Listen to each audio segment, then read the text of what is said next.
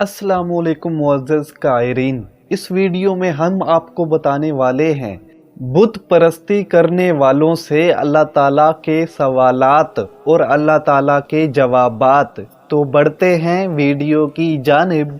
आप सल्लल्लाहु अलैहि वसल्लम ने फरमाया, अल्लाह ताला फरमाते हैं, जब क़यामत का दिन होगा तो ज़माना जाहलियत के कुछ लोग अपने बुतों को अपनी पीठों पर उठाए हुए हाजिर होंगे। उनसे उनका रब सवाल करेगा।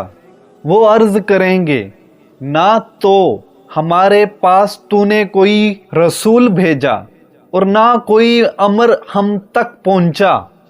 अगर तेरा रसूल हमारे पास आता तो हम तेरे बहुत ही फर्मा बरदार बंदों में से होते। फिर अल्लाह ताला इरशाद फरमाएंगे, अच्छा बताओ कि अगर तुम्हें मैं हुक्म दूं तो उसकी तामील करोगे? वो कहेंगे, हाँ ज़रूर करेंगे। अल्लाह ताला इरशाद फरमाएगा, जहन्नम में चले जाओ और इसमें दाखिल हो जाओ।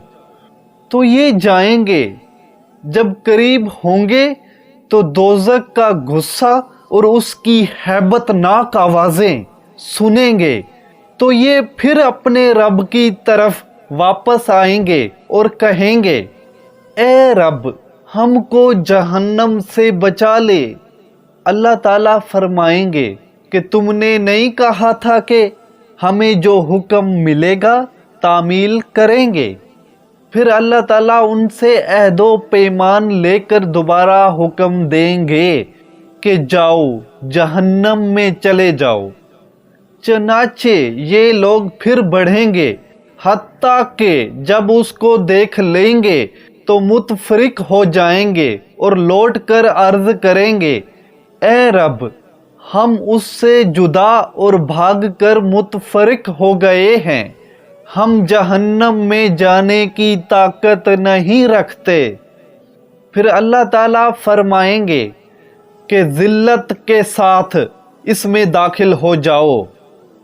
नबी करीम सल्लल्लाहु अलैहि वसल्लम फरमाते हैं, अगर ये लोग पहली मर्तबा दाखिल हो जाते तो दोज़ख उन पर सलामती के साथ ठंडी हो जाती।